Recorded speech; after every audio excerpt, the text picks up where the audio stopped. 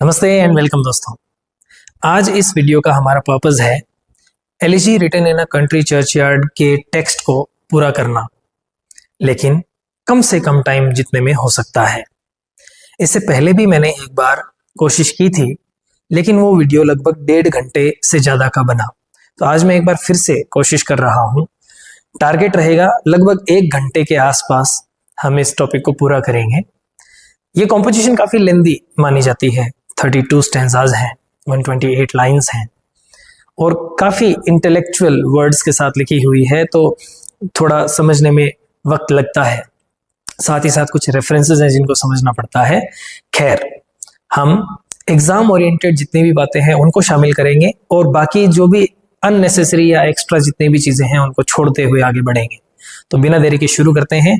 Elegy written in a country churchyard, जो neo classical period की एक सबसे फेमस कॉम्पोजिशंस में से एक है। शुरू करते हैं। हम ये पोएम शुरू कर रहे हैं उससे पहले एक दो बातें पोएट और इस पोएम की थीम की करेंगे, फिर सीधा टेक्स्ट पे बढ़ेंगे। थॉमस ग्रे, इनका बर्थ 1716 में और डेथ 1771 में हुई, यानी ये नियो क्लासिकल पीरियड के ही पोएट थे। नियो क्लासिकल पीरियड के बारे में अगर एक दो बातें हमें याद रखनी चाहिए, वो है इसको 3 एजेस में फर्दर डिवाइड किया जाता है। एक तो रेस्टोरेशन एज, एक ऑगस्टन एज और एक एज ऑफ सेंसिबिलिटी। आपको पता होगा रेस्टोरेशन एज को एज ऑफ ड्राइडन के नाम से जानते हैं, वो मेजर पोएट थे इसके। ऑगस्टन एज को एज ऑफ पोप और एज ऑफ सेंसिबिलिटी को एज ऑफ जॉनसन के नाम से भी जानते हैं।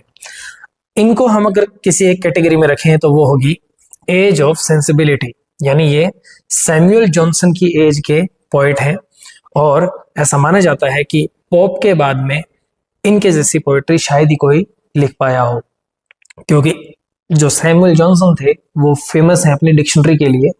तो एज ऑफ पोप के बाद में कोई बहुत बड़ा पोएट हो पाया तो वो था थॉमस ग्रे। इनका अगर आपको टाइम पीरियड बताएं तो बहुत आसान है। नियो क्लासिकल पीरियड वहां से शुरू होता है जहां से रिनेसेंस या रेनेसां पूरा होता है 1660, और ये चलता है 1798 कह दो या 89 कह दो, यानी रोमांटिसिज्म की शुरुआत तक। 98 इसलिए क्योंकि लिरिकल बैलेड्स पब्लिश हुई, 89 इसलिए क्योंकि फ्रेंच रेवोल्यूशन शुरू हुई। और रेस्टोरेशन एज ये 1660 से 1700 तक, ये 1700 से 1745 तक, और ये 1745 से 1789 कह दीजिए या 98 कह दीजिए। तो ये Thomas Gray age of sensibility से बिलोंग करते हैं। इनके बारे में 2 खास बातें या 3 खास बातें हम जान लेते हैं। क्या? ये एलिजी इन्होंने पब्लिश की थी 1751 में। इसके बाद काफी फेमस हुए और इसी एक पोएम ने इनको बहुत फेमस किया। सबसे फेमस पोएम इनकी यही है। ऐसा क्यों? क्योंकि ये इसमें एक यूनिवर्सल क्वेश्चन की बात करते हैं, एक ऐसी यूनिवर्सल ऑब्जर्वेशन की बात करते हैं जिससे आप, मैं और शायद इस दुनिया में आया हुआ हर इंसान रिलेट कर पाता है। वो हम टेक्स्ट में ही पढ़ लेंगे। इसके बाद 1757 में एक बड़ी इंटरेस्टिंग बात हुई इनके साथ। 1757 में कॉलिस सिबर, जो पोएट लॉरिएट थे, उनकी डेथ के बाद इनको पोएट लॉरिएटशिप ऑफर हुई, इन्होंने मना कर दिया। बड़ी बात होती है कि दरबारी कवि का पद बहुत बड़ा होता है राज दरबारों में, मना कर देना, तो ऐसे इंसान थे। इसके बाद में ये जाने जाते हैं क्वाड्रुपल अलायंस के लिए। एक मिनट, क्वाड्रुपल अलायंस के लिए। अब क्वाड्रुपल का मतलब ही क्या है? 4 लोगों का जोड़ा। अब ये 4 लोग कौन कौन थे? एक तो खुद ही थे थॉमस ग्रे, एक थे थॉमस एस्टन, एक कौन थे? एक थे होरेस वॉलपोल। होरेस वॉलपोल, ये कौन है होरेस वॉलपोल? ये बहुत इंपॉर्टेंट फिगर है। जो गॉथिक फिक्शन है, गॉथिक नॉवल, सुपर नेचुरल चीजों वाला, उसकी शुरुआत इन्होंने की द कैसल ऑफ और ट्रेंटो इनकी बहुत फेमस कॉम्पोजिशन है, जिसकी वजह से ये जाने जाते हैं। ये इसी ग्रुप में थे, इन्हीं के साथ ये फ्रेंड्स थे सभी। और एक बहुत ही खास इंसान है, वो है रिचर्ड वेस्ट। रिचर्ड वेस्ट क्यों खास है? क्योंकि थॉमस ग्रे के सबसे अच्छे फ्रेंड थे, फास्ट फ्रेंड थे रिचर्ड वेस्ट, और इनकी डेथ ने इनको बहुत ज्यादा मूव किया, स्टर किया। इनकी डेथ के ऊपर एक सोनेट भी इन्होंने लिखी, जो बहुत फेमस सोनेट भी है। ये एलिजी की वजह से जाने जाते हैं, लेकिन एक सोनेट उन्होंने रिचर्ड वेस्ट की डेथ पे लिखी थी। और रिचर्ड वेस्ट का एक छोटा सा रेफरेंस इस पोइम में भी आता है। इतनी बातें काफी है थॉमस ग्रे के बारे में। अगर एक छोटी सी बात और करें थीम की, कि इस एलिजी की थीम क्या है, ताकि हमें समझ में आ सके कि हम क्या पढ़ने जा रहे हैं, तो इसमें 3 चीजें हैं। एक तो इंपॉर्टेंस, जो सबसे ज्यादा जरूरी है हमें समझना, इंपॉर्टेंस ऑफ कॉमन पीपल। ये बहुत कम जगह देखने को मिलती है ये चीज। आम लोग, बड़े राजा, बड़े योद्धा, उनकी बातें सब करते हैं, लेकिन आम आदमी की बात इस एलिजी में थॉमस ग्रे करते हैं। तो एक तो इंपॉर्टेंस ऑफ कॉमन पीपल। दूसरा जो सब जानते हैं वो है इनएविटेबिलिटी ऑफ डेथ, यानी मौत अनिवार्य है, अपरिहार्य है, इसको रोका नहीं जा सकता।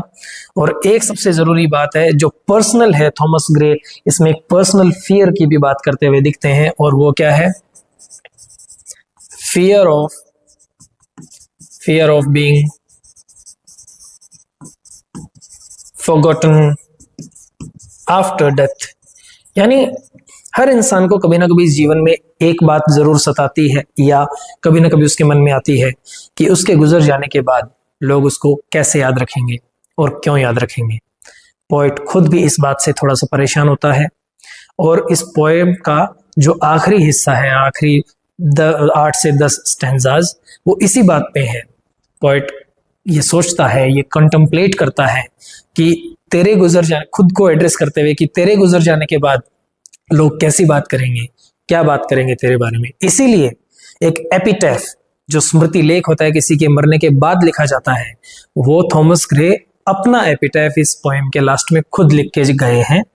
तो इसी वजह से ये पर्सनल के साथ साथ यूनिवर्सल दोनों चीजों को कंबाइन करती है, मिंगल करती है। इसी वजह से ये एलिजी इतनी फेमस है। एलिजी यूजुअली हम एक ही वजह से जानते हैं कि ये कोई शोक गीत होता है, किसी की डेथ पे लिखा जाने वाला, लेकिन यहाँ पर थॉमस ग्रे इसमें बहुत सारी बातें, कुछ फिलोसफिकल बातें भी ऐड करते हैं, जिस वजह से एलिजी इतनी फेमस है। अब हम चलते हैं टेक्स्ट की ओर। इस टेक्स्ट में 5 तरह की बातें आपको देखने को मिलेगी। फटाफट वो बता देता हूं ताकि आपके दिमाग में एक छोटा सा खाका बन जाए कि हम क्या क्या पढ़ने वाले हैं। नंबर 1, सबसे पहले तो वहां पर जो सेटिंग है, यानी वहां का जो सीन है, उसको डिस्क्राइब करेंगे शुरुआत के 3 स्टैंजाज में। उसके कुछ आगे वाले स्टैंजाज में वहां पर जो ग्रेव्स हैं, जो कब्रें हैं, उनकी बात करेंगे, उनको डिस्क्राइब करेंगे। तीसरी बात, उन कब्रों के अंदर दफन जो लोग हैं, जो डेड पीपल हैं, वो कौन हो सकते थे, उनके जीवन में और क्या क्या हो सकता था, वो कैसे लोग थे, उनकी लाइफ के बारे में बात करते हैं। 3, चौथी बात वो खुद की करते हैं कि तेरे गुजर जाने के बाद, खुद को एड्रेस करते हुए कि लोग क्या कहेंगे। और 5वीं और आखिरी बात है वो है एपिटैफ, 3 स्टैंजा का। तो कुल 5 बातें इस एलिजी के टेक्स्ट में आपको देखने को मिलती हैं। शुरू करते हैं। सबसे पहले पोएट कहता है द कर्फ्यू टोल्स। अच्छा, ये राइम स्कीम में लिखी हुई है, तो हर एक स्टैंजा की राइम स्कीम ए बी है। पूरी पोएम की राइम स्कीम निकालने जाओगे तो ए बी सी डी ऐसे करके खूब हो जाएगी। तो पूछा इतना ही जाता है एग्जाम में कि क्या है, तो ए बी एलिजिक स्टैंजास कहते हैं इसको। और आयम्बिक पेंटामीटर में लिखी हुई है। आयम्बिक पेंटामीटर क्या होता है? जो बोलने का सुर होता है, लय ताल होती है, उसको बोलते हैं। जैसे the curfew tolls the knell of the parting day, ये जो आपने स्वर के अंदर उतार चढ़ाव देखा, इसी को पेंटामीटर, इसको मीटर कहा जाता है। तो 5 एक्सेंटेड और अनएक्सेंटेड जो वोवल्स होते हैं उन्हीं को कहा जाता है, साउंड्स होते हैं उन्हीं को। खैर, इसको इस तरह से पढ़ेंगे। The curfew tolls the knell of parting day, the lowing herd whined slowly over the lea, इसको विंड या वाइंड दोनों पढ़ा जाता है। The ploughman homeward plods his weary way and leaves the world to darkness and to me. इस बात को अगर आप और हम कहेंगे तो इतना ही कहेंगे कि शाम हो गई है और मैं यहाँ अकेला बैठा हूं। लेकिन थॉमस ग्रे कैसे लिखते हैं, देखिए। द कर्फ्यू, कर्फ्यू का मतलब है चर्च बेल। टोल्स का मतलब है रिलीजेस द साउंड, आवाज निकालती है, किस चीज की? The nail. नेल उस खास आवाज को कहा जाता है जो किसी की डेथ फ्यूनरल पे बजाई जाती है। तो फ्यूनरल की आवाज वो घंटी निकालती है। Of parting day, of parting day, parting day का मतलब है अस्त होते हुए दिन, यानी दिन मर गया है, दिन गुजर गया है और दिन के गुजरने के फ्यूनरल की आवाज चर्च ने बजा दी है। द लोइंग, लोइंग का मतलब यहाँ पर है रंभाना, गाय भैंस की जो आवाज होती है उसको रंभाना कहते हैं, लोइंग का मतलब वो है। और हर्ड का मतलब हम जानते हैं गाय भैंस या फिर पशुओं के झुंड को कहते हैं। वाइंड का मतलब यहाँ पर है धीमे धीमे चलना, और स्लोली धीरे धीरे। ओवर द ली, ली का मतलब है मेडोज, पास्चर्स, घास के मैदान। तो पहली चीज कि चर्च की घंटी बजी है, शाम हो गई है और रंभाते हुए पशु धीरे धीरे घास के मैदान के ऊपर चल रहे हैं घर की ओर। और प्लोमैन यानी हल वाहक, हल चलाने वाला वो किसान होमवर्ड घर की ओर जा रहा है। प्लॉड्स, प्लॉड्स का मतलब होता है विद हैवी स्टेप्स, थका हुआ भारी भरकम कदम लेते हुए। हिज वेरी वे, और वेरी वे देखो, वेरी वे का मतलब होता है थके हुए रास्ते पर। रास्ता कभी नहीं थकता, इंसान थकता है। तो यहाँ दो फिगर्स ऑफ स्पीच हैं, एक पर्सोनिफिकेशन क्योंकि ये ह्यूमन क्वालिटी है, और दूसरा ट्रांसफर्ड एपिथेट क्योंकि ये लगना चाहिए इंसान के साथ, लग गया है उससे जुड़े हुए रास्ते के साथ। हलवाहक रास्ते की ओर जा रहा है। एंड लीव्स द वर्ल्ड, और इन सब ने, चर्च बेल ने, उस हर्ड ने, झुंड ने और उस हलवाहक, तीनों ने मिलकर ये सब छोड़ के चले जाते हैं। वैसे तो ये सिंगुलर वर्ब है, तो इन सब चीजों ने मिलकर छोड़ दिया है क्या? द वर्ल्ड, इस संसार को। किस लिए? डार्कनेस के लिए और मेरे लिए। मतलब पीछे सिर्फ मैं और अंधेरा बचा है, सब जा चुके हैं। यहां पर वो अपनी लोनलीनेस बताता है। नाउ फेड्स, अब डिम हो जाती है। The glimmering landscape on the site, जो अभी तक चमकता हुआ भूदृश्य दिख रहा था अब वो डिम हो गया है। And all the air, air का मतलब एटमॉस्फेयर, पूरा का पूरा वातावरण अ सोलेम स्टिलनेस, और एक गंभीर स्थिरता लिए हुए बैठा है, यानी पूरे वातावरण में शांति और स्थिरता आ गई है। सेव, सेव का मतलब यहाँ पर एक्सेप्ट, एक प्रेपोजिशन है, सिवाय कुछ चीजों के। अब वो क्या क्या चीजें हैं तो एक साथ देखना आप, कौन सी चीजें हैं जो पोएट वहां पे ऑब्जर्व कर रहा है। सब कुछ शांत हो गया है लेकिन कुछ दो तीन आवाजें हैं जो पोएट को सुनाई दे रही है। वो किन किन चीजों की आवाजें हैं? Where the beetle wheels his droning flight, एक बीटल है जो घूमता हुआ अपनी भिन भिनाहट के साथ उड़ रहा है। एंड ड्राउजी ट्विंकलिंग, देखो टिंकलिंग्स, टिंकलिंग्स यहाँ पर मिटोनमी का एग्जाम्पल है। मिटोनमी एक फिगर ऑफ स्पीच होता है जिसका मतलब होता है क्लोजली एसोसिएटेड कोई चीज की बात होती है। भेड़ बकरियों के गले में एक घंटी सी लटकी हुई होती है ना, तो वो खन खन करती है। टिंकलिंग का मतलब खनखनाहट से है। तो ये किसके बंधी होती है? भेड़ बकरियों के, छोटे पशुओं के। तो यहां पर रेफरेंस है उनका। वो नींद ले रही है भेड़ बकरियां, लल शांत कर रही है।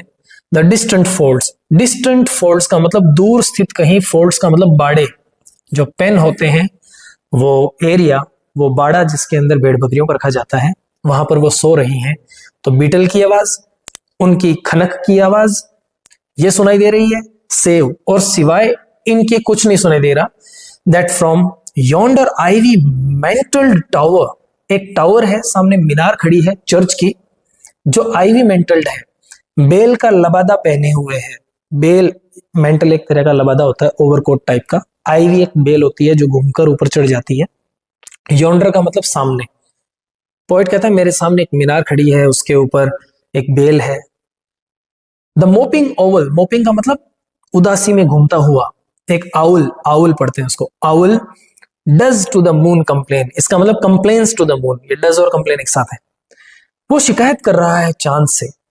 तो देखो कितनी चीजें हो गई, बीटल एक बीटल, दूसरा टिंकलिंग्स, ये तीसरा है आईवी मेंटल टावर, और चौथा है ये आउल। चीजें 4 है, आवाज 3 ही है, क्योंकि आईवी मेंटल टावर की कोई आवाज नहीं होती। वो आउल कंप्लेन कर रहा है चांद से, किस चीज की कंप्लेन? ऑफ सच, ऐसी कंप्लेन कर रहा है जैसे एज वॉन्डरिंग नियर, कि कोई घूम रहा हो नियर, पास में, हर सीक्रेट बावर, सीक्रेट बावर का मतलब है private place, private place. Poet कहता है कि मैं यहां बैठा हूं, मुझे ये सब सुनाई दे रहा है, और एक उल्लू है मेरे सामने बैठा है, जिसके लिए आगे शी आया है, आगे हर, लेकिन हम हमारे यहाँ हिंदी में उल्लू को हम पुल्लिंग मानते हैं, तो मैं वहां पर उस हिसाब से बात कर रहा हूं कि पोइट कहता है कि बस उल्लू शिकायत कर रहा है चांद से मेरी, कि उसके इस शांत एकांत साम्राज्य में कोई दखल दे रहा है। मोलेस्ट का मतलब डिस्टर्ब करना। हर एंशियंट, प्राचीन, सॉलिटरी यानी एकांत, और रेन का मतलब है रूल, शासन। यानी इस चर्च यार्ड में शाम को कोई नहीं रहता, वो उल्लू ही रहता था, उसी का एक इकलौता साम्राज्य था। आज मैं बैठा हूं तो शायद वो उल्लू चांद से शिकायत कर रहा है कि कोई यहाँ पर उसके साम्राज्य में दखल देने आ गया है। फिर इसके बाद में पोएट कहता है कि वहां पे वो क्या देख रहा है, चर्च यार्ड में क्या देख रहा है। बीनीथ दोज रगिड एल्म्स, देखो 3 तरह के पेड़ों की इस पोएट्री में बात हुई है, एक तो एल्म, एक यू, और एक लास्ट में आएगा बीच। 3 तरह के पेड़ हैं। तो क्वेश्चन ऐसे बनते हैं कि 4 पेड़ दे देंगे और बोलेंगे इनमें से कौन से पेड़ का जिक्र नहीं हुआ, तो इस तरह के क्वेश्चन आते हैं टेक्स्ट से।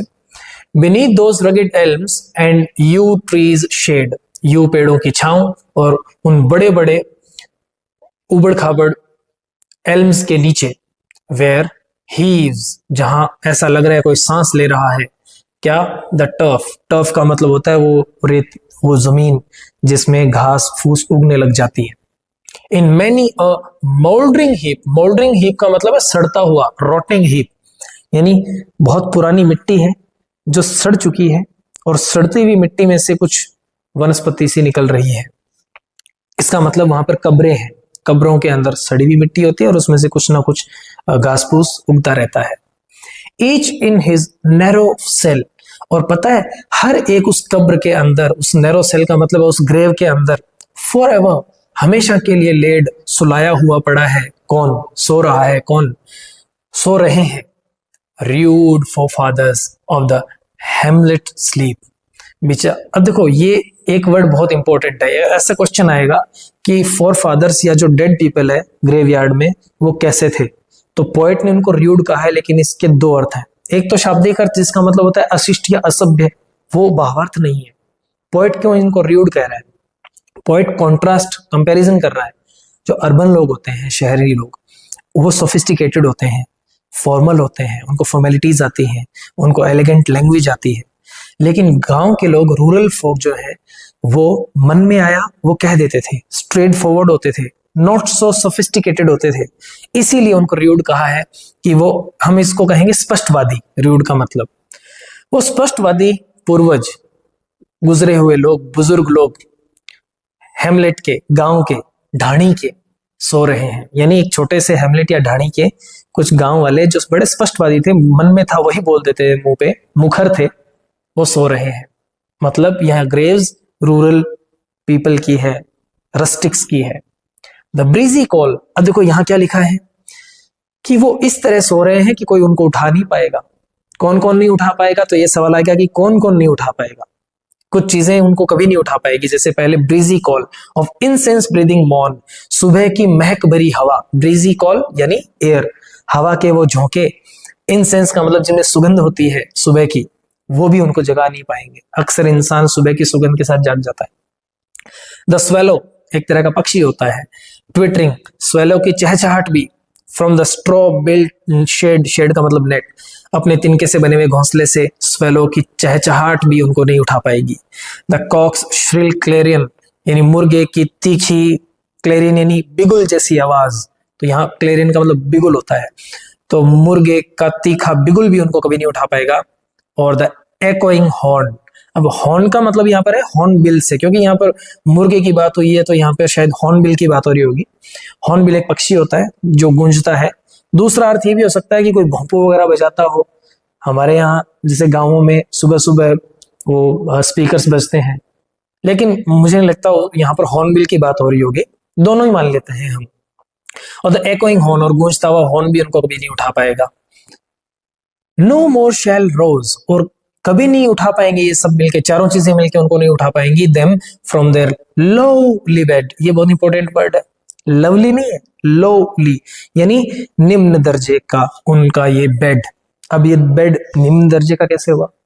अगर ये लोग अमीर होते, रूरल होते, अर्बन होते हैं, तो शायद इनकी कब्रों के ऊपर बड़ी बड़ी मॉन्यूमेंट्स बनती, अच्छे अच्छे स्मारक बनते, लेकिन ये सिर्फ दफना दिए गए और ऊपर रेत डाल दी गई है। इसीलिए इनके बेड को लवली कहा गया है, यानी सिंपल ग्रेव्स।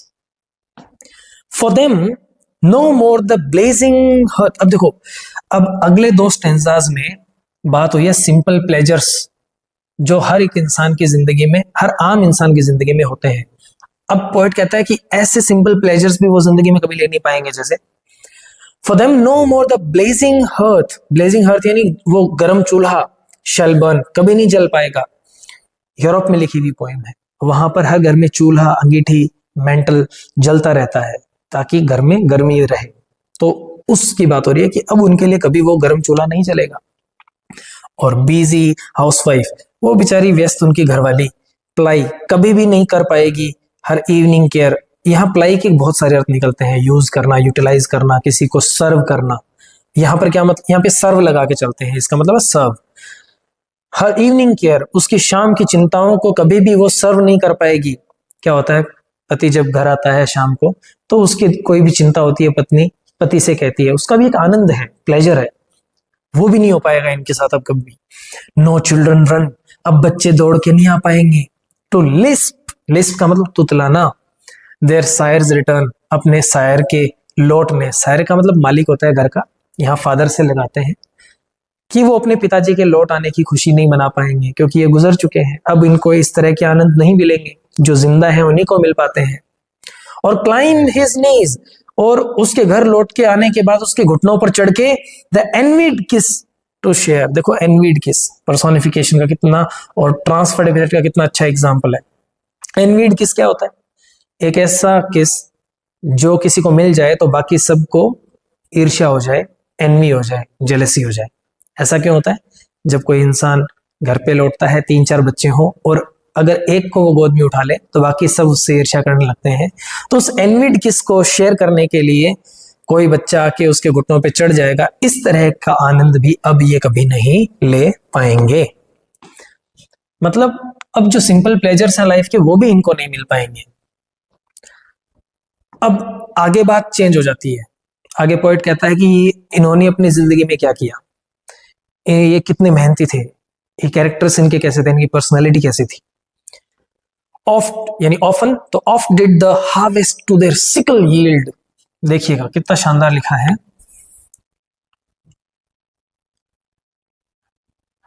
कि पूरी की पूरी हार्वेस्ट फसल इनके सिकल के सामने झुक जाया करती थी। सिकल यानी होता दरांती, जिससे फसल काटी जाती है।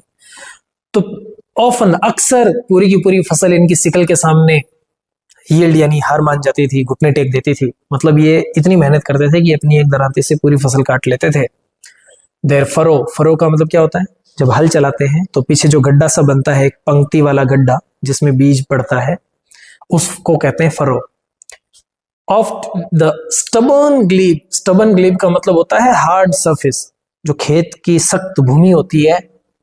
हैज ब्रोक, उनकी हल की वो गड्ढेदार पंक्ति ने पता नहीं उनकी कितनी जिद्दी जमीन को कितनी बार तोड़ा है। मतलब वो इतनी मेहनत से हल चलाते थे कि कितनी भी सख्त जमीन हो उसमें गड्ढा कर देते थे, यानी उसको नरम कर देते थे खेती के लिए। हाउ जोकंड, और कितनी खुशी से डिड दे ड्राइव, चलाया करते थे देयर टीम यानी अपने पशुओं को, अ फील्ड यानी खेतों में।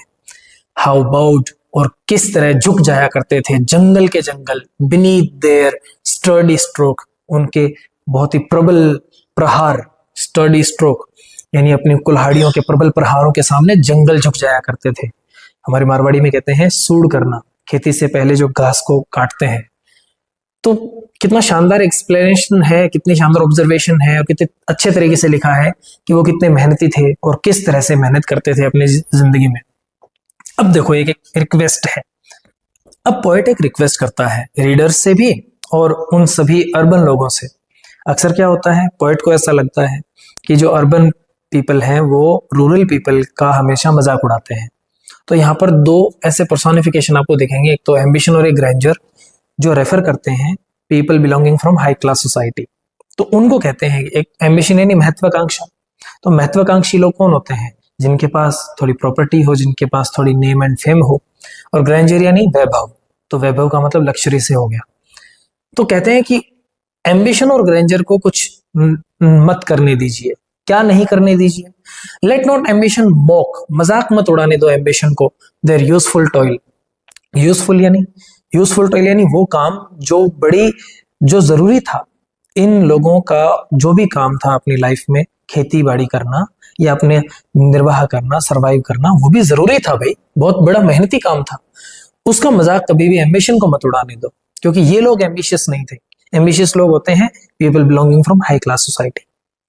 देयर होमली जॉयज, इन लोगों के जो घरेलू आनंद है, छोटे मोटे आनंद, उनका भी कभी मजाक मत उड़ाने दीजिए। एंड डेस्टिनी ऑब्सक्योर, इन लोगों की डेस्टिनी हमेशा ऑब्सक्योर रही। ऑब्सक्योर का मतलब होता है अनसर्टन, वेग, अस्पष्ट, जिसके बारे में कुछ कहा नहीं जा सकता। तो जिनकी तकदीर ही ऐसी थी और जो बहुत ही सिंपल जॉयज के साथ अपनी इस दुनिया से गुजर गए, उनका मजाक कभी भी नहीं उड़ाना चाहिए। Nor grandeur hear with disdainful smile, जो वैभव वाले लोग होते हैं वो कभी भी नहीं सुनने चाहिए। क्या? डिसडेनफुल स्माइल के साथ, यानी घृणास्पद मुस्कुराहट के साथ।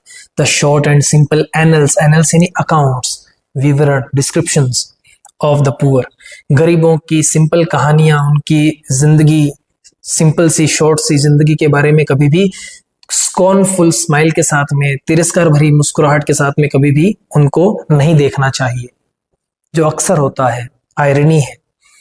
द बोस्ट ऑफ हेरल्ड्री, अब देखो पोएट यहाँ पर एक अच्छा स्ट्रॉन्ग स्टेटमेंट देता है कि भाई अमीर हो या गरीब, वैभव हो या सिंप्लिसिटी, दोनों मौत के बाद एक जैसे हो जाते हैं। द बोस्ट ऑफ हेरल्ड्री, देखो पर्सोनिफिकेशन है यहाँ पर, ये जो है ना अवेट्स जो वर्ड आया है ये बहुत इंपॉर्टेंट है। ये जो सब्जेक्ट्स की वर्ब ये एक ही है। हेरल्ड्री क्या होती है? वंशावली, लाइनेज, उसका बोस्ट का मतलब होता है डींग मारना, बड़ी बड़ी बातें करना। तो वंशावली की बड़ी बड़ी बातें, डींगे, लोग कहते हैं ना कि हम उस वंश के हैं, हमारे वंश में फलाने फलाने हुए। तो वंशावली की बड़ी बड़ी डींगे, पॉम्प ऑफ पावर, सत्ता का आडंबर, एंड ऑल द ब्यूटी, और पूरा का पूरा सौंदर्य, ऑल दैट वेल्थ, और पूरी की पूरी वो संपत्ति, वो पूरा धन, एवर गेव, जितना भी लोगों को दिया गया है, यानी जितना भी लोगों के पास में है, ये सारी चीजें, चारों चीजें, हेरेल्ड्री, पावर, ब्यूटी और वेल्थ, ये सब चीजें, यानी हर तरह के लोग अवेट्स, हर तरह का इंसान इंतजार करता है अलाइक, एक तरह से। The inevitable hour, inevitable hour ये है थीम से एकदम क्लोज वर्ड। इनएविटेबल का मतलब अपरिहार्य, अनिवार्य, और आवर का मतलब है वो घड़ी, वो समय, वो पल, यानी मौत का पल। तो यहां पर इसका मतलब है डेथ। डेथ को रेफर करते हुए कहता है कि कितना ही बड़ा वंश हो, कितनी बड़ी सत्ता, कितना ही ज्यादा सौंदर्य और कितनी ही ज्यादा संपत्ति हो, सब इंतजार करते हैं मौत का, यानी मौत सबके लिए एक जैसी है। द पाथ्स ऑफ ग्लोरी, वैभव के सारे रास्ते लीड, चले जाते हैं, जाकर रुकते हैं, but only to the grave, कब्र में जाके खत्म होते हैं। तो पॉइंट कहता है कि भाई जो अमीर है उसको गरीब का मजाक नहीं उड़ाना चाहिए, अंत में सब एक जैसे हो जाते हैं, मिट्टी में मिलने के बाद सब मिट्टी हो जाते हैं। नो यू, इसको भी यू ही पढ़ा जाता है, ये नहीं। नो यू प्राउड, अब यहां पर वो किसको कह रहे हैं पता है? जितने भी घमंडी लोग हैं, जो अपनी धन दौलत का, अपने ज्ञान का ऐसे घमंड करते हैं कि मुझे ये पता है, मैं ये हूं, तो उसको कहते हैं कि तू भी सुन ले, अरे वो घमंडी, impute, nor you impute, nor जुड़ा हुआ है, तू कभी दोष मत लगाना, कभी भी आरोप मत लगाना। टू दीज द फॉल्ट, इन लोगों को कभी किसी चीज का दोष मत देना, इनकी कोई गलती नहीं थी। इफ मेमोरी, मेमोरी का बहुत अच्छा शानदार यूज हुआ है। देखो मेमोरी वर्ड का मतलब है those people who are left behind, यानी कोई गुजर जाता है तो उसके जो रिश्तेदार, उसके जो घर वाले हैं, उसके लिए वर्ड आया है मेमोरी। कि अगर पीछे बचे याद करने वाले लोग, ओवर दे टूम, उनकी कब्र के ऊपर, नो ट्रॉफीज रेज, बड़ी बड़ी इमारतें, ट्रॉफीज का मतलब यहाँ पर ट्रॉफी नहीं है बल्कि है मॉन्यूमेंट्स, इनकी कब्रों के ऊपर अगर बड़े बड़ी इमारतें नहीं बनाई गई है, अच्छे स्मारक नहीं बनाए गए हैं, तो ये इनकी गलती नहीं है, उनकी गलती है जो पीछे इनको याद करने वाले हैं।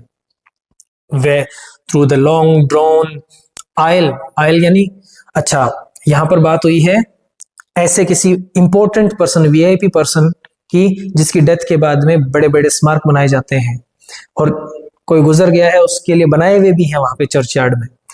वेयर, जहां, through the long drawn oil, इस लंबे गलियारे में, चर्चयार्ड के इस लंबे गलियारे में, and fretted vault, fretted vault का मतलब है डेकोरेटेड आर्च, एक गुंबद है वहां पे चर्चयार्ड में जिसको बहुत ही अच्छे से नक्काशी, जिसके ऊपर नक्काशी की हुई है, उकेरा हुआ है शब्दों में।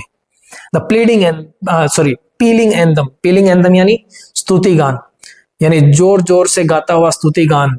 स्वेल्स, यानी स्वेल्स का मतलब फूल रहा है, एक तरह से दिख रहा है, और क्या दिखाता है वो, द नोट ऑफ प्रेज, यानी अमीर लोगों के लिए तो उनकी तारीफें स्तुति गान में इस लंबे लंबे आयल के ऊपर फ्रेटेड वॉल्ट पे लिखी जाती हैं, लेकिन ये जो रस्टिक्स हैं, उनके याद करने वाले लोग, उनकी कब्र के ऊपर अगर कुछ नहीं लिखते हैं तो इनकी गलती नहीं है, तो एक घमंडी इंसान, तो इनको दोष मत देना। कैन स्टोरी, अच्छा देखो कितना शानदार रिटोरिकल क्वेश्चन है, यह है रिटोरिकल क्वेश्चन। कैसे? पोएट कहता है कितनी बड़ी इमारत बना दो, कितनी शानदार मॉन्यूमेंट बना दो, क्या मुर्दे में जान फूंक सकती है? कैन स्टोरीड अर्न, स्टोरीड का मतलब है ऐसा कलश जिसके ऊपर कहानियां लिखी हुई हो, और एनिमेटेड बस्ट या सजीव कोई मूर्ति, बस्ट यानी वो मूर्ति जो आदि मूर्ति हो, अर्ध मूर्ति होते हैं ना ऐसे पुतले, सिर्फ सीने तक के ऊपर ऊपर की जो मूर्ति बनाई जाती है, बस्ट। कितनी भी सजीव मूर्ति हो और कितना भी कहानी वाला कलश हो, क्या वो बैक टू इट्स मेंशन, वो इस हवेली, मेंशन यानी हवेली, इसका मतलब है डेड बॉडी, क्या वो डेड बॉडी में, उस हवेली में, मरी हुई उस हवेली में, कॉल द फ्लीटिंग ब्रेथ, एक हल्की सी सांस भी डाल सकती है क्या? फ्लीटिंग यानी पल भर की, मोमेंट्री। एंड अच्छा, कैन ऑनर्स वॉइस, क्या कितने भी मान सम्मान की जो आवाज है, प्रोवोक, वो बोलने पर मजबूर कर सकती है, द साइलेंट डस्ट, इस शांत मिट्टी को, यानी जो कब्र में पड़ा हुआ गाड़ा हुआ इंसान है, क्या उसको कितना भी मान सम्मान दे दो आप मरने के बाद, क्या उसमें जान फूंक सकती है? प्रोवोक का मतलब है बोलने के लिए मजबूर करना। और फ्लैटरी, क्या कितनी भी चापलूसी आप कर दो मरने के बाद, क्या शांत कर सकती है? The dull cold air of death, dull cold air of death, तो देखो ड ड ड का साउंड आ रहा है ना, तो ये कॉन्सोनेंस का एग्जांपल है। The dull cold air of death, इसका मतलब है आप कितनी भी फ्लैटरी कर दो, क्या मौत को और ज्यादा सुखप्रद, सुखमयी बना सकते हो? नहीं, ऐसा नहीं हो सकता। तो पोएट कहता है कि मरने के बाद आप कुछ भी कर दो, उससे कोई फर्क नहीं पड़ता है। आगे कहता है कि perhaps in this neglected spot is laid, अच्छा यहां कौन हो सकते हैं? ये तीसरी बात है, यहां कौन पड़ा हो सकता है? Perhaps in this neglected spot, इस नेग्लेक्टेड स्पॉट का मतलब यहां जो लोग दफन हुए पड़े हैं, इनको नेग्लेक्ट कर दिया गया है, शायद इसमें कोई पड़ा है। सम हार्ट, एक ऐसा दिल, यहां हार्ट से है मतलब ये सिनेक्टिक का एग्जाम्पल है। हार्ट अकेला नहीं होता, इंसान के अंदर होता है, तो ये किसी ह्यूमन को रेफर किया गया है, तो सिनेक्टिक का एग्जाम्पल है।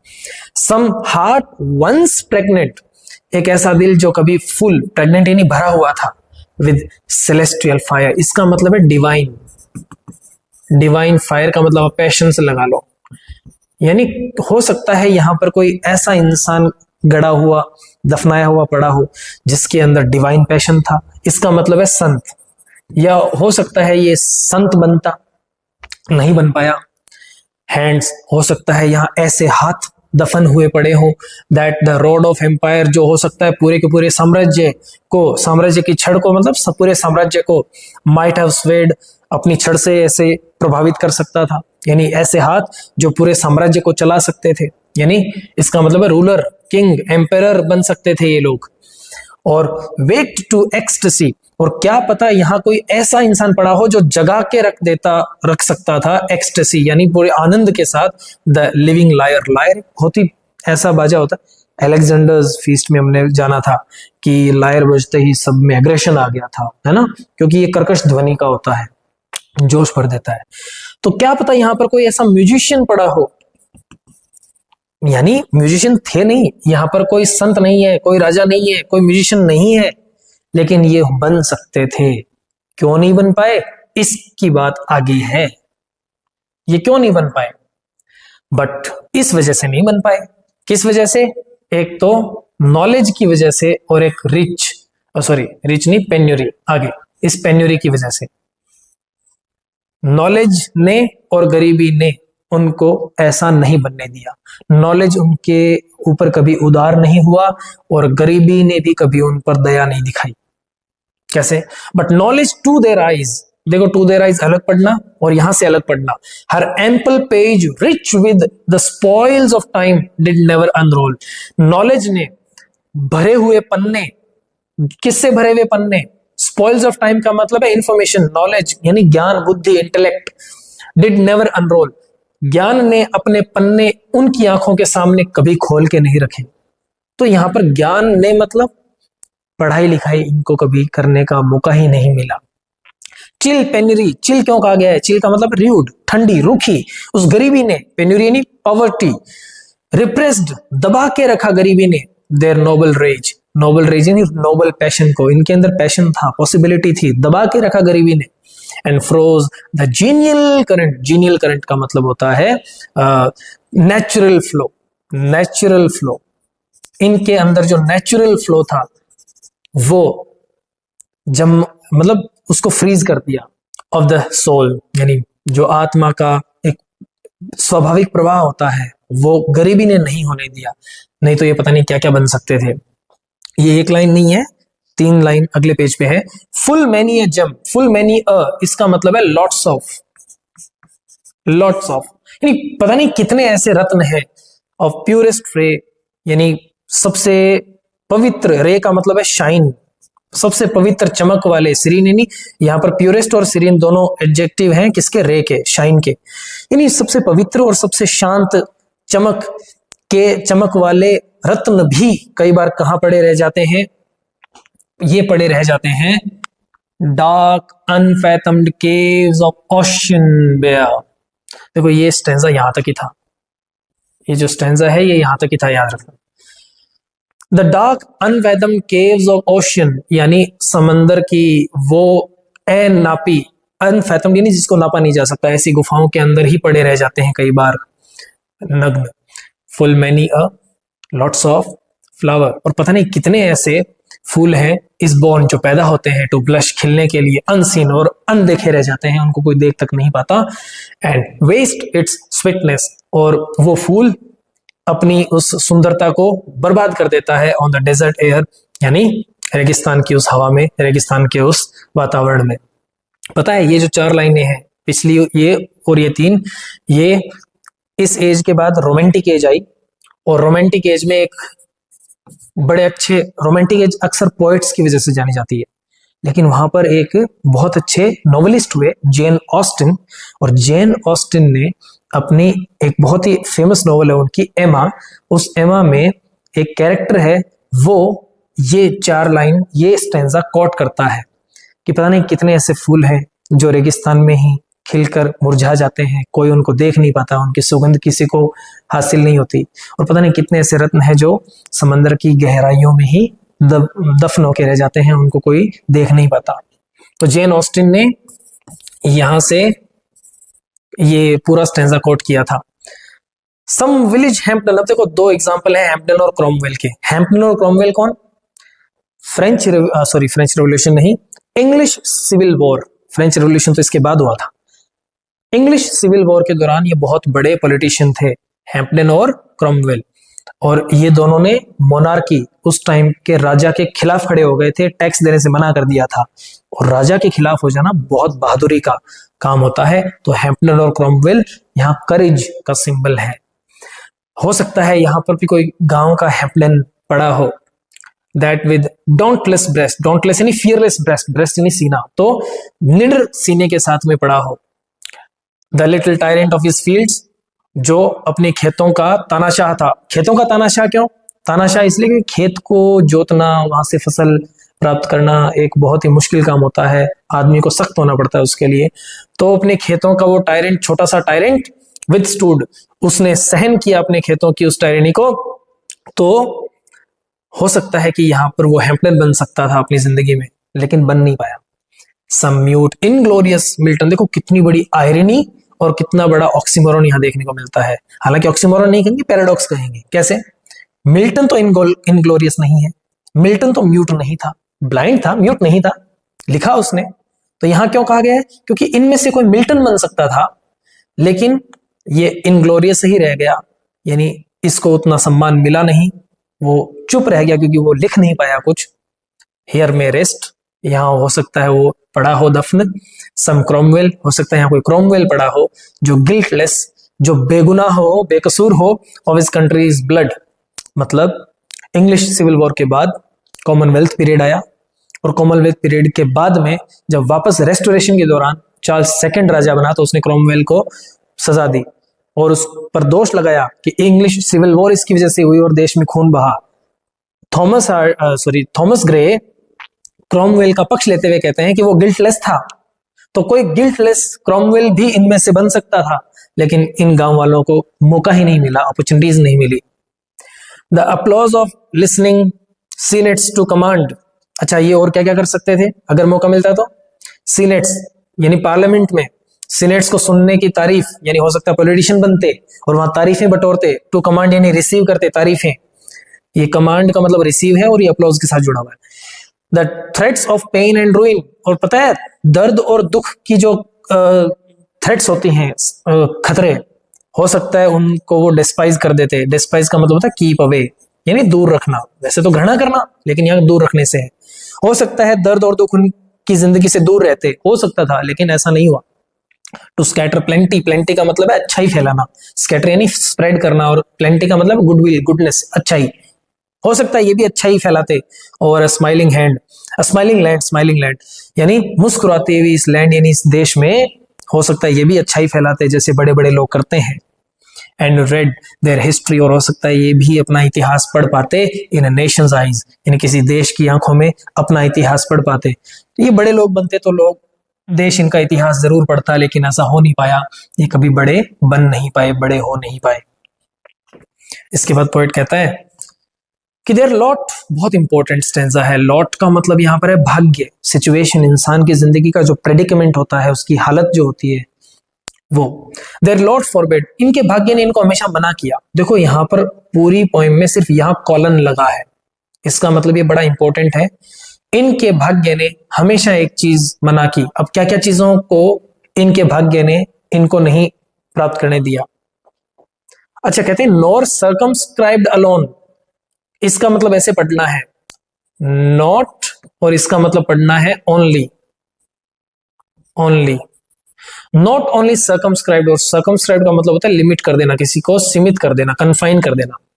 नॉट ओनली लिमिटेड, केवल सीमित ही नहीं किया बल्कि मना ही कर दिया। किन किन चीजों को?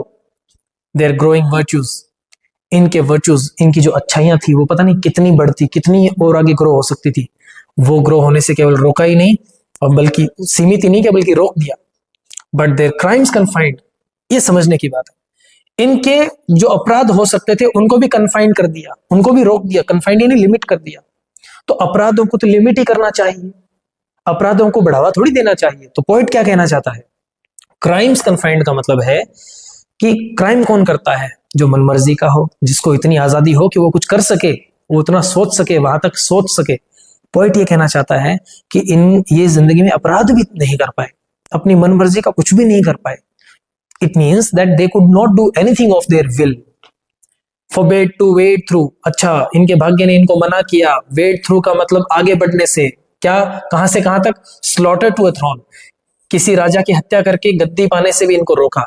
राजा की हत्या करके गद्दी पाना तो गलत बात है ना। लेकिन पोएट कहता है जैसे मैकबेथ ने डंकन की हत्या की, जिस तरह हमें अपने राजस्थान में कई चीजें देखने को मिलती है कि मालदेव ने अपने राजा मालदेव बहुत बड़ा मारवाड़ का राजा था, लेकिन वो गद्दी पे कैसे बैठा था? अपने पिता गंगा की हत्या करके। आपको पता होगा कि चौहानों में जगदेव अर्णोराज जैसे जिन्होंने अन्ना सागर झील बनाई, उसकी डेथ उसका मर्डर करके जगदेव गद्दी पे बैठा था। और हर एक वंश में ऐसा कोई ना कोई विवरण आपको मिलता है। कुंभा कितना शानदार, कितना बहादुर राजा था राणा कुंभा। उनके बेटे ने, राणा उदा ने कुंभा की हत्या की थी। ये गलत बात है, नहीं होना चाहिए था ऐसा, लेकिन करता कौन है ऐसा? उतनी हिम्मत, उतना नॉलेज, उतना साहस रखने वाला कोई। तो इसका भावार्थ गलत नहीं लेना है। इसका मतलब ये है कि इनके क्राइम्स भी सीमित रह गए, ये मनमर्जी का कुछ भी नहीं कर पाए। इनको भी मौका मिलना चाहिए था कुछ भी करने का। And shut the gates of mercy on Mankind, इनको भी मौका मिलना चाहिए था शट, बंद करने का, गेट्स ऑफ मर्सी, रहम के दरवाजे, ऑन मैनकाइंड, मानवता के ऊपर। गलत बात है, मानवता के ऊपर रहम के दरवाजे बंद नहीं होने चाहिए। लेकिन पॉइंट ये कहना चाहता है कि भाई इनको कम से कम मौका तो मिलना चाहिए था। बात सिर्फ इतनी है, इसके आगे की नहीं। The struggling pangs of conscious truth to hide, ये बड़ी बड़ी देखो दुखद बात है। कॉन्शियस ट्रूथ का मतलब प्रबुद्ध सत्य, दिखता हुआ, यानी कहते हैं ना कि एकदम प्रकट सत्य, उसको भी छुपाने के दुख, कष्ट, स्ट्रगलिंग यानी संघर्ष भरे कष्ट, सच को छुपाने के कष्ट इनको झेलने पड़े। टू क्वेंच, और शांत करने, क्या शांत करना? ब्लशेस ऑफ, देखो ब्लशेस का मतलब फीलिंग्स है यहाँ पे बेटा, फीलिंग्स यानी इनकी जो ट्रू फीलिंग्स है, नेचुरल फीलिंग्स, उनको भी क्वेंच करना पड़ा, बुझाना पड़ा। और इंजीनियस शेम, इंजीनियस का मतलब होता है नेचुरल, यानी बहुत ही इनोसेंट शेम, इनकी मासूम सी शर्म को भी इनको बुझाना पड़ा, रोकना पड़ा। और heap the shrine of luxury and pride. देखो यहां पर बात हो रही है ये लैंग्वेज की, यानी बहुत ही इंटेलेक्चुअल लैंग्वेज की। ये शब्दों में कि कई तरीके से अपनी लक्जरी और प्राइड यानी वैभव और गौरव, इनका मंदिर, इनका श्राइन, इनकी इमारत बना सकते थे। With incense kindled at the muse flame. देखो यहां से समझ में आता है कि बात किसकी हो रही है? बात हो रही है नॉलेज की, वर्ड्स की, लैंग्वेज की। म्यूज क्या होती है? Goddess of knowledge. और फ्लेम मतलब उनकी पूजा के लिए जो फ्लेम जलती है, जो जलाई जाती है। विद इंसेंस, अगरबत्तियों से या धूप से, इंसेंस यानी धूप, उससे भी इनको रोका गया। यानी म्यूज ने भी इनकी कभी मदद नहीं की और ये कभी कुछ पढ़ लिख नहीं पाए, कभी अच्छा कुछ बोल नहीं पाए। फार फ्रॉम मैडिंग क्राउड, क्या बात है, ये इतनी फेमस पोएम है कि यहां से लोगों ने अपने कॉम्पोजिशंस को टाइटल दिया है। किसने? विक्टोरियन एज में थॉमस हार्डी ने एक नॉवल लिखा, उसका टाइटल था far from the madding crowd. यहां से वो लिया था कि far from the madding crowd किसको रेफर किया गया है? अर्बन लोगों को, कि उस पागल भीड़ से दूर। इग्नोबल स्ट्राइफ, पागल भीड़ की, इग्नोबल का मतलब होता है अशिष्ट यानी बेकार कलह। नोबल यानी सभ्य श्रेष्ठ, इग्नोबल उसका एंटोनिम है।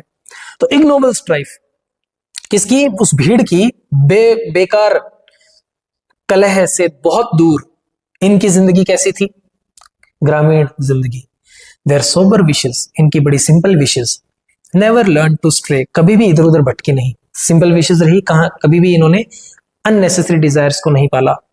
Along the cool sequestered vale of life. और देखो कूल वेल ऑफ लाइफ पढ़ना, सिक्वेस्टर्ड का मतलब होता है सेक्लूडेड, एकांत जीवन, और वेल ऑफ लाइफ यानी जीवन की एक एकांत घाटी में इन्होंने अपनी जिंदगी बिताई। They kept the noiseless tenor, उन्होंने नॉइसलेस टेनर रखा। नॉइसलेस टेनर यानी देखो ऑक्सीमोरन है, टेनर यानी आवाज होती है और नॉइसलेस यानी जिसमें आवाज ही ना हो। तो बिना शोर वाली आवाज इन्होंने अपनी जिंदगी में ऑन देयर वे हमेशा रखी। Yet even these bones from insult to protect, कहते हैं कि इनकी बोन्स को प्रोटेक्ट करने के लिए, किससे? इंसल्ट से।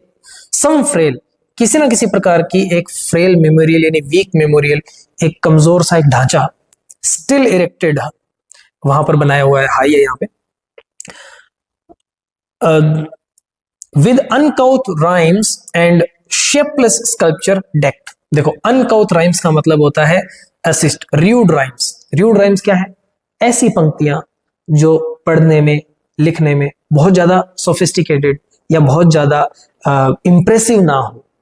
तो अनकाउथ राइम्स यानी कोई भी गंवार पंक्तियां लिखी हुई है इनके कब्र के ऊपर, टूम के ऊपर। एंड शेपलेस स्कल्पचर यानी बहुत बेढंगा सा कोई स्ट्रक्चर, कोई ढांचा खड़ा किया हुआ है इनकी कब्र के ऊपर। इम्प्लोर्स तो वो ढांचा जो भी बनाया गया है जैसा तैसा, वो रिक्वेस्ट करता है the passing tribute. Passing tribute का मतलब गुजरते हुए किसी भी एक राही से छोटी सी श्रद्धांजलि की रिक्वेस्ट करता है। ऑफ अ साई, साई का मतलब होता है एक लंबी गहरी सांस लेना। तो कोई गुजर गया है, उसके लिए एक लंबी सांस लेना भी बहुत बड़ा ट्रिब्यूट होता है।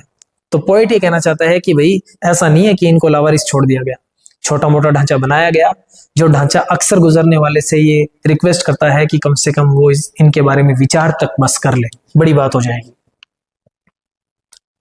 लास्ट स्टेंजा की their name their years spelled by the unlettered muse. देखो कितनी बड़ी आयरनी है, साथ ही साथ ऑक्सीमोरन। अनलेटर्ड म्यूज कभी अनलेटर्ड नहीं हो सकती, उसी तरह से मिल्टन इनग्लोरियस नहीं हो सकता। वैसे उनका नाम, उनके वर्ष यानी उनका जीवन काल लिखा हुआ है किसी अनलेटर्ड म्यूज के द्वारा, किसी अनपढ़ गंवार आदमी के द्वारा। The place of fame and elegy supply, और वही अनलेटर्ड म्यूज जो है वो इनकी प्रसिद्धि और इनके लिए शोक गीत सप्लाई करती है यानी देती है। एंड मैनी हॉली टेक्स्ट, और पता नहीं मैनी मतलब बहुत सारे हॉली टेक्स्ट, बाइबल की कुछ वर्सेस लिखी हुई है अराउंड इधर उधर। शी स्ट्रीव्स का मतलब है शी स्प्रेड्स। उस म्यूज ने कुछ बाइबल की पंक्तियां यहां इधर उधर बिखेर रखी हैं इनकी टूम्स के आसपास, मतलब किसी ने लिख रखी है। That teach the rustic moralist, जो आसपास रहने वाले हर एक रस्टिक गांव वाले उस नैतिकता का पालन करने वाले आदमी को पढ़ाती है, सिखाती है टू डाई, मरना। अब मरना किसी को कोई ऐसे सिखा सकता है, मतलब मौत के बारे में ज्ञान देती हैं। ऐसी कुछ बाइबल की वर्सेस आसपास लिखी हुई हैं। अगला स्टेंजा की फॉर हु, कुछ रह गया क्या? ना ठीक है, दो स्टेंजा एक साथ हैं। बड़ा इंपॉर्टेंट स्टेंजा है ये, और इसलिए इंपॉर्टेंट है कि यहां से थोड़ी सी टोन चेंज होती है भाई, यहां से चेंज होगी इसके बाद में। पोएट कहता है फॉर हु, मैं यहां से ऐसे कर देता हूं, ये स्टेंजा अलग है। फॉर हु टू डम फॉरगेटनेस अ प्रे। पोएट एक क्वेश्चन कर रहा है, देखो पोएट कहता है कि कौन है ऐसा आप और मुझ में से जो इस गूंगी विस्मृति के का शिकार बनना चाहेगा। गूंगी विस्मृति का शिकार बनना चाहेगा मतलब जो लोग मरने के बाद भूल जाते हैं, ऐसी मौत का शिकार कौन होना चाहेगा। और डम का मतलब जो हमारी मरने के बाद हमारी बात ही ना करे। कौन है ऐसा जो ऐसी मौत चाहेगा कि पीछे सब भूल जाए और कोई बात ही ना करे। दिस प्लेजिंग एंक्शियस बीइंग, देखो ऑक्सीमोरन का बहुत अच्छा एग्जांपल है। प्लेजिंग यानी सुख भरी, और एंक्शियस यानी चिंताओं से भरी, और बीइंग यानी लाइफ। इस सुख भरी चिंताओं से भरी हुई जिंदगी, एवर रिजाइंड का मतलब अपनी जिंदगी को गिव अप कर दे। रिजाइंड यानी होता है गिव अप कर देना। कौन है ऐसा, हु, ऐसा कौन है जो सुख और दुखों से भरी हुई जिंदगी को त्याग दे उस फॉरगेटफुलनेस के लिए, ऐसे लोगों के लिए जो हमें भूल जाएंगे। लेफ्ट द वार्म प्रेजेंट्स, और ऐसा कौन है जो छोड़ के चला जाए। वार्म प्रेजेंट्स का मतलब है warm environment, warm atmosphere. Europe में लिखी हुई है ना, तो वहां पर गर्मी का एक खास महत्व होता है। ऑफ चीयरफुल डे, यानी खुशहाली भरे दिन की गर्मी वाले वातावरण को छोड़ के ऐसी एक विस्मृति के लिए आदमी जीवन को कौन छोड़ना चाहेगा, कौन मौत को हासिल करना चाहेगा। Nor cast one longing lingering look, देखो alliteration, longing lingering look behind, कि मरने के बाद कोई एक झलक भी ना देखे पीछे। लॉन्गिंग यानी कामना से भरा हुआ, लिंगरिंग यानी सुस्ती से भी भरा हुआ, लुक यानी एक नजर, बिहाइंड यानी पीछे ना डाले। यानी ऐसा कौन है इस दुनिया में जो इस तरह की मौत चाहेगा कि उसके बाद कोई याद ना करे, कोई बात ना करे, इस जिंदगी को त्याग दे, इस शानदार जिंदगी के दिन अच्छे वातावरण को त्याग दे। Nor cast one longing lingering look behind, और एक बार भी हमारे मरने के बाद हमारी तरफ कोई नजर ना डाले। ऑन सम फॉन्ड ब्रेस्ट, बहुत इंपॉर्टेंट स्टेंजा है। यहां से पोएट अपनी बात शुरू करेगा तो एक लास्ट में कंक्लूड करता है पीछे की पोएम को। क्या कंक्लूजन है पोएट, इसका मतलब है, पोएट कहता है कि यार मरने के बाद इंसान इतनी तो उम्मीद रखता है, मरने के बाद वैसे तो कोई उम्मीद नहीं रखता, लेकिन कम से कम वो ये तो चाहता है कि मरने के बाद कोई उसको याद करे, उसके जो चाहने वाले हैं वो उसको अच्छी बातों में याद करे। इतना चाहना कोई गलत बात तो नहीं। On some fond breast, fond breast का मतलब है लव्ड वंस, यानी अपने किसी चहेते के सीने पर the parting soul relies, parting soul यानी मरने वाला हर इंसान निर्भर करता है, डिपेंड करता है किस चीज के लिए? सम पियस ड्रॉप्स, कुछ पवित्र बूंदों के लिए। द क्लोजिंग आई, और उस बंद होती हुई आंख के लिए। रिक्वायर्स, यानी हर एक पार्टिंग सोल को एक बंद होती हुई आंख और कुछ पवित्र बूंदें चाहिए होती हैं। मतलब कोई पीछे से याद करे, ये सब चाहते हैं। इवन फ्रॉम द टूम, अरे यहां तक कि कब्र से भी मरने के बाद, the voice of nature cries, प्रकृति की आवाज चिल्ला चिल्ला कर कुछ कहती है। इवन इन आवर एशेस, कहते हैं कि अरे हमारी राख, हमारे जो अवशेष है ना, उनमें भी लिव, जिंदा रहती हैं क्या? देयर वांटेड डिजायर्स, मरने वालों की इच्छाएं, हमारे जो रिमेन्स हैं, हमारे अवशेष हैं, हमारी जो निशानियां हैं, उनमें हमारी इच्छाएं जिंदा रहती हैं। पोइट ये कहना चाहता है कि मरने के बाद कोई ना कोई याद करे, ऐसा हर इंसान चाहता है। घुमा फिरा के बाद पोइट ये कहता है कि मैं चाहता हूं कि मरने के बाद मुझे लोग याद रखें। अब कैसे याद रखें, ये समझना है। पोइट क्या सोचता है, कैसे याद रखा जाएगा उसको? पोइट खुद को एड्रेस कर रहा है, कहता है कि फॉर दी, अरे तेरे लिए। मान ले कि तू मर गया, पोइट खुद को कह रहा है, सोच रहा है, सोच तू मर गया और किसी ने आके तेरे बारे में पूछा, तो जवाब क्या देंगे लोग? तो वो जवाब भी इमेजिन करता है पोइट यहां पे। फॉर दी, तेरे लिए, हु माइंडफुल, जिसे पता है, who is aware of the unhonoured death. Unhonoured death, देखो है ना, आयरोनिकल बात है ना, ऐसी मौत जिसको सम्मान ना मिले। और मौत को सम्मान कब मिलता है? जब उसको याद किया जाए, मरने वाले को। पोइट कहता है कि जिसे पता है कि ऐसी भी डेथ होती है जो जिसको ऑनर ना मिले। डोस्ट इन दीज लाइन्स, ये जो लिख रहा है तू इन पंक्तियों में, देयर आर्टलेस टेल रिलेट, इन लोगों की जो आर्टलेस टेल है, यानी बेढंगी कहानी कह रहा है, यानी ये एलिजी लिख रहा है इन रस्टिक्स के बारे में, जिसको पता है कि मौत ऐसी होती है कई बार कि लोग याद नहीं करते। इफ चांस, मान ले तेरा संयोग आ गया, तेरी डेथ आ गई, और बाय लोनली कंटेम्पलेशन लेड, और मान ले कि इसी तरह के विचार करने के बाद तू चला गया। If chance some kindred spirit, और मान ले कि इसी तरह जैसे तू इन मरे हुए लोगों के बारे में विचार कर रहा है, कोई तेरे बारे में अगर विचार करते हुए आया और पूछा, सम किंडर्ड स्पिरिट, ये बहुत इंपॉर्टेंट है, यानी किंडर्ड का मतलब कोई दयालु आत्मा, शैल इंक्वायर, आकर पूछे, दाई फेट, तेरे भाग्य के बारे में अगर पूछेगी, तो जवाब क्या देंगे लोग? जैसे तू आज इनके बारे में सोच रहा है, कोई तेरे बारे में सोचेगा और आके इन गांव वालों से पूछेगा, तो जवाब क्या देंगे वो गांव वाले? तो देखो इन्वर्टेड कोमा ही आए हैं आगे। इन्वर्टेड कोमा में बहुत सारे स्टैंजाज हैं, तो इसका क्या मतलब निकलता है? इन्वर्टेड कोमा में इसलिए आए हैं कि पोइट इमेजिन करता है कि क्या जवाब दिया जाएगा इसकी लाइफ के बारे में गांव वालों के द्वारा जिन्होंने इसको यहाँ देखा है।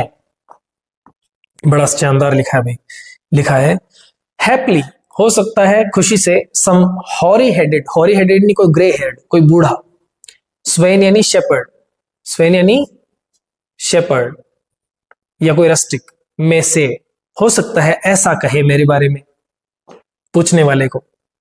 क्या? ऑफन हैव वी सीन, अरे हमने तो उसे देखा है अक्सर, at the peep of dawn, यानी in the early morning, brushing with hasty steps, अपने बहुत फुर्तीले कदमों के साथ आगे बढ़ते हुए, द ड्यूज अवे, सुबह की जो ओस की बूंदें होती है घास पर, उनको साफ करते हुए तेजी से आगे बढ़ता था, जाता था कहीं, कहां? To meet the sun upon the upland lawn, upland lawn यानी जहां ये चर्चयार्ड है वो शायद ऊंची जगह पे है कहीं, तो शायद जवाब देने वाला ये कहेगा कि यार हम सुबह सुबह उसको बहुत तेजी से ओस की बूंदों को ऐसे साफ करते हुए तेजी से जाते हुए अपलैंड लॉन, उस ऊपर वाले यानी उस टीले के ऊपर या किसी पहाड़ी के ऊपर जो बगीचा है, उस बगीचे की तरफ सूर्य से मिलने के लिए, यानी सनराइज देखने के लिए हम जाते हुए उसको देखते थे। देर, वहां, at the foot of yonder nodding beech, कहा था ना 3 तरह के पेड़ों की बात हुई है, तो एक बीच यहां गया। नॉडिंग बीच यानी उस हिलते हुए, हवा से हिलते हुए उस बीच पेड़ के यॉन्डर यानी सामने वाले उसके नीचे, दैट रीड्स, जो जिसने फैला रखी हैं, इट्स ओल्ड फैंटास्टिक रूट्स, अपनी बहुत ही शानदार जड़ें, सो हाई, इतनी ऊंचाई पर भी उस बीच ट्री ने अपनी जड़ें फैला रखी है उस पेड़ के नीचे। हिज लिस्टलेस लेंथ, अपनी सुस्त, लेंथ का मतलब टाइम, अपने सुस्त समय के साथ, at noontide, noontide का मतलब दोपहर में, वुड ही स्ट्रेच, अंगड़ाइयां लेते हुए पड़ा रहता था, and pore upon the brook, और उस झरने की तरफ देखता रहता था, दैट बेबल्स बाई, जो उस पहाड़ी से या उस टीले से होते हुए गुजरता है। तो इस तरह का जवाब हो सकता है मुझे देख के, मुझे याद करके कोई दे कि कुछ नहीं, सुबह सुबह जाता था सनराइज देखने के लिए, पूरे दिन पेड़ के नीचे पड़ा रहता था, हार्ड बाई योन वुड। और कभी कभी हम उसको देखते थे, हार्ड बाई का मतलब है नियर बाई, योन का मतलब यहां पर है दैट। कौन सा दैट? डेमोन्स्ट्रेटिव डिटरमिनर, दूर, हम इशारा करके दैट जो कहते हैं वो वाला, नियर नियर दैट वुड, और उस जंगल के पास, नाउ स्माइलिंग, कभी कभी मुस्कुराता हुआ दिखता, एज इन स्कॉर्न, बड़ी तिरस्कार भाव से, यानी हमारी तरफ से बड़ा तिरस्कार भाव से मुस्कुराता था। तो एक तरह से देखो, वहां पर तिरस्कार भाव से इन गांव वालों की तरफ मुस्कुराने के लिए मना किया, और यहां पर वो गांव वाला ये समझता था कि ये उनको, पोएट उनको तिरस्कार भाव से देख रहा है। बड़ा शानदार तरीके से पोएट ने इसी चीज को एक्सेप्ट किया है कि शायद हम कभी ना कभी छोटे गरीब लोगों को स्कॉर्नफुल स्माइल से देखते ही हैं। मटरिंग हिज वेवर्ड, और हो सकता है बड़बड़ाए, सॉरी, हो सकता है नहीं, कभी बड़बड़ाता था, वेवर्ड यानी मन मर्जी की, फैंसीज, बातों को, ही वुड रोव, घूमते घूमते, नाउ ड्रूपिंग, कभी कभी सिर झुकाए हुए, मुरझाए हुए घूमता था, वोफुल वॉन का मतलब है दुख भरा चेहरा लिए हुए, लाइक वन फॉरलोन, एक अनाथ की तरह, और क्रेज्ड विद केयर, कभी कभी चिंता से पागल घूमता रहता था, क्रॉस्ड इन होपलेस लव, ऐसे लगता था कभी कभी कि प्रेम, निराश प्रेम में, क्रॉस्ड यानी परेशान, निराश प्रेम से परेशान। तो पोएट इमेजिन करता है कि मुझे देख के ये लोग गांव वाले पता नहीं क्या ही सोचते होंगे, शायद ये सब सोचते होंगे, और कोई पूछेगा मेरे बारे में तो शायद ऐसा ही जवाब देंगे। वन मॉर्न, और एक सुबह ऐसी आई मिस्ड हिम, जवाब देने वाला कहेगा कि ऐसे घूमता रहता था, कभी चिंता में, कभी बड़बड़ाता हुआ, कभी लेटे हुए, फिर एक सुबह आई, मैंने उसे मिस किया मतलब मुझे वो दिखाई नहीं। ऑन द कस्टम्ड हिल यानी हैबिचुअल प्लेस, रोज दिखने वाली जगह वो नहीं दिखा, उस पहाड़ी पे नहीं दिखा। अलोंग द हीथ, उस मैदान के पास, and near his favourite tree, beech, कौन सा फेवरेट ट्री है? ये तो सीधा सीधा सवाल बनता है, पोएट का फेवरेट ट्री क्या है? बीच। अनदर केम, फिर एक दिन और आया, एक दिन और गुजर गया। Nor yet beside the hill, rill यानी वो ब्रूक, झरना, उस जलधारा, उस झरने के पास भी नहीं दिखाई दिया अगले दिन। नॉर अप द लॉन, फिर हमने देखा तो वहां बगीचे में भी नहीं दिखाई दिया। Nor at the wood was he, और ना उस जंगल के पास वो दिखाई दिया। तो एक दिन ऐसा आया कि वो दिखाई नहीं दिया। तो ये जवाब देगा कोई भी इंसान, पोएट को ऐसा लगता है। और लास्ट स्टैंजा एपिटैफ से पहले, the next with dirges due in sad array, poet कहता है कि उसके बाद वो जवाब देने वाला ऐसा कहेगा कि द नेक्स्ट यानी तीसरे दिन, पहले दिन नहीं दिखा, दूसरे दिन नहीं दिखा, तीसरे दिन, विद डर्जेस, शोक गीतों के साथ, डर्जेस यानी एलिजीज के साथ, ड्यू इन सैड एरे का मतलब होता है सैड कलेक्शन, सैड ग्रुप, तो शायद हो सकता है फ्यूनरल वर्क की बात हो रही है। बड़े उदास संग्रह के साथ उसे लाया गया, स्लो, धीरे धीरे, through the church way, church के रास्ते से, path, we saw him borne का मतलब है बीइंग कैरीड, उसको उठाकर लाया गया जनाजे में। और वो जवाब देने वाला पूछने वाले को ये कहेगा, उस स्पिरिट को ये कहेगा कि अप्रोच एंड रीड, आ और पढ़ ले, फॉर दो कांस्ट रीड, क्योंकि तू तो पढ़ सकता है ना। यानी जवाब देने वाले ये गांव के लोग होंगे जो पढ़ नहीं पाते, तो जवाब देने वाले इतना सब कुछ कह के कहेंगे कि आपको पढ़ना आता है ना, आप आके पढ़ लो, द ले, जो यहां पढ़ा है उसको पढ़ लो, ग्रेव्ड ऑन द स्टोन, और पोएट कहता है मेरे, ग्रेव्ड का मतलब है इनग्रेव्ड का मतलब तराशे हुए, उकेरे हुए, पत्थर के ऊपर उकेरे हुए, बीनीथ योन एज्ड थॉर्न का मतलब है झाड़ी, उस पुरानी झाड़ी के बीनीथ यानी नीचे एक पत्थर लगा होगा मेरी कब्र के ऊपर, और उस पर यह लिखा होगा, जो कोई भी आके मेरे बारे में पढ़ेगा उसको ये लिखा हुआ मिलेगा। तो भैया पोएट अपनी ही एपिटैफ यानी होता स्मृति लेख, पोएट कहता है मेरी ग्रेव पे ये लिखा होगा, कोई जानना चाहेगा मेरे बारे में तो। और वो क्या? Here rests his head upon the lap of earth. यहां उस इंसान का सिर पड़ा है इस धरती की गोद में। A youth to fortune, a youth, एक ऐसा नौजवान था ये, to fortune and to fame unknown, जो फॉर्चून यानी भाग्य और फेम यानी प्रसिद्धि, और यह भाग्य से मतलब है अमीरी, रिचेज, जो कभी अमीर नहीं बन पाया, कभी प्रसिद्ध नहीं बन पाया। अननोन यानी भाग्य और प्रसिद्धि से बिल्कुल अनजान। इसका मतलब पोएट ये मानता है कि ये, अच्छा वैसे तो पोएट फेमस हो गया था, पोएट लॉरिएट का ऑफर मिला था बनने का, तो पोएट ये क्यों लिख रहा है? पोएट का मतलब ये है कि उसको ज्यादा लेना देना नहीं था प्रसिद्धि से, इसीलिए तो मना किया उन्होंने पोएट लॉरिएटशिप से। तो पोएट कहता है कि जिसको प्रसिद्धि, नाम, दौलत, शोहरत से कोई लेना देना नहीं था, क्योंकि फेयर साइंस, साइंस का मतलब यहां पर विज्ञान नहीं बल्कि नॉलेज है, नॉलेज, इंटेलेक्ट, विजडम, बुद्धि, ज्ञान। फेयर न्याय संगत, कहता है कि भले ही फॉर्चून और फेम इसको कभी नहीं मिले, लेकिन साइंस बड़ी फेयर थी इसके साथ। फेयर साइंस, फ्राउंड नॉट, इसको ऐसे पढ़ना, नॉट फ्राउंड, विज्ञान ने कभी भी नाराजगी नहीं दिखाई। फ्राउन यानी नाराज हो जाना किसी से, विज्ञान कभी भी इसके साथ नाराज नहीं हुई। न्याय संगत विज्ञान, on his humble birth, humble birth यानी गरीबी। पोएट ये कहता है कि ये इंसान जो यहाँ दफनाया हुआ है बहुत ही हम्बल बैकग्राउंड से था, अमीर नहीं बन पाया, प्रसिद्ध नहीं हो पाया, लेकिन ज्ञानी बना, पढ़ा लिखा। एंड मेलनकली, और दुख ने, यहां मेलनकली का मतलब मेलनकली नहीं बल्कि पोइट्री है, क्योंकि उस दौरान मेलनकली का मतलब पोइट्री से था। Marked him for her own, मेलनकली ने अलग ही तरीके से प्रभावित किया उसे, हर ओन यानी अपने ही तरीके से प्रभावित किया, यानी वो पोएट बना, पोएट्री लिखी उसने।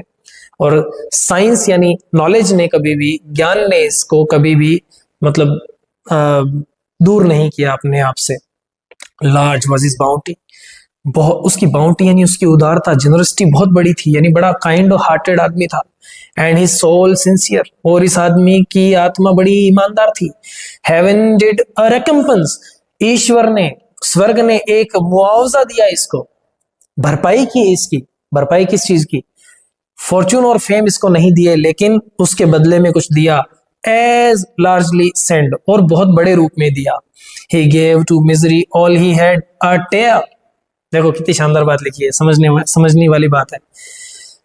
इस इंसान ने मिजरी को, मिजरी यानी दुख को, इसकी जिंदगी में जो दुख आए उन दुखों को झेलने की ताकत दी। अ टेयर का मतलब क्या होता है?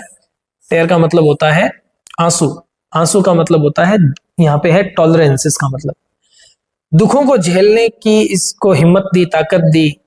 ही गेन फ्रॉम हेवन, और इस इंसान ने पाया स्वर्ग से, ईश्वर से, अ फ्रेंड, एक दोस्त पाया। ये बहुत बड़ी बात थी, क्योंकि it was all he wished, क्योंकि इस मरे हुए इंसान ने, दफनाए हुए इंसान ने सिर्फ इतनी ही विश की थी, केवल इतनी ही इच्छा रखी थी कि इसको एक अच्छा दोस्त मिल जाए। और ये दोस्त कौन है? किसका रेफरेंस है ये? जिसकी बात हमने शुरुआत में की थी, क्वाड्रुपल अलायंस में रिचर्ड वेस्ट थे, और रिचर्ड वेस्ट इनके सबसे अच्छे दोस्त थे। और रिचर्ड वेस्ट ईटन कॉलेज में पढ़ने गए थे ये, वहां पर इन चारों से मुलाकात हुई। होरेस वॉलपोल, जिसकी हमने बात की, वो उस टाइम के प्राइम मिनिस्टर के बेटे थे, रॉबर्ट वॉलपोल के बेटे थे, और रिचर्ड वेस्ट इनके सबसे करीबी माने जाते हैं। तो उस फ्रेंड की वो बात करते हैं। No father seek his mate, देखो इतनी बातें कहने के बाद पोएट कहता है अपने बारे में कि मेरी मौत के बाद मेरी कब्र के ऊपर कोई आके पढ़ेगा तो उसको लास्ट में ये लिखा हुआ मिलेगा कि नो फादर, अरे यार इससे आगे मत ढूंढो, seek, no father seek his merit, इसकी अच्छाई और मत ढूंढो। टू डिस्क्लोज यानी पता करने के लिए, रिवील करने के लिए। और ड्रॉ हिज फ्रेलिटीज, और ना उसकी कमियां, उसकी कमजोरियां, उसकी कमजोरियों के बारे में भी और पता मत करो, इतना काफी है।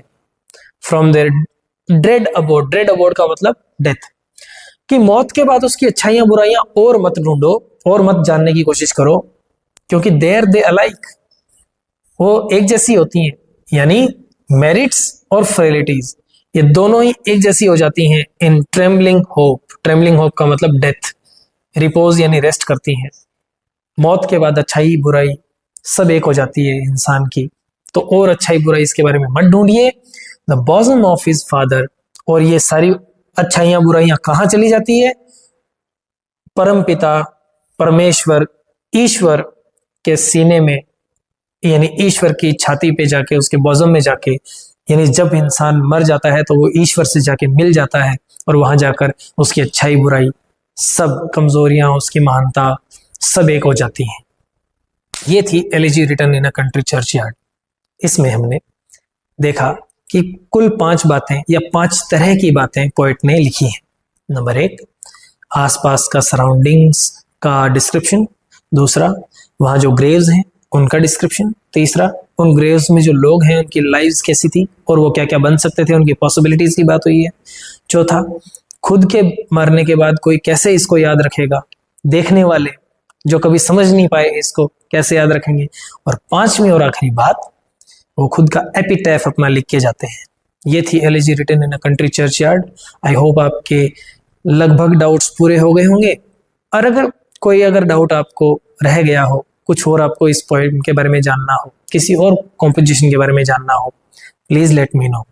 मिलते हैं अगले वीडियो में, तब तक के लिए टेक केयर, बाय बाय।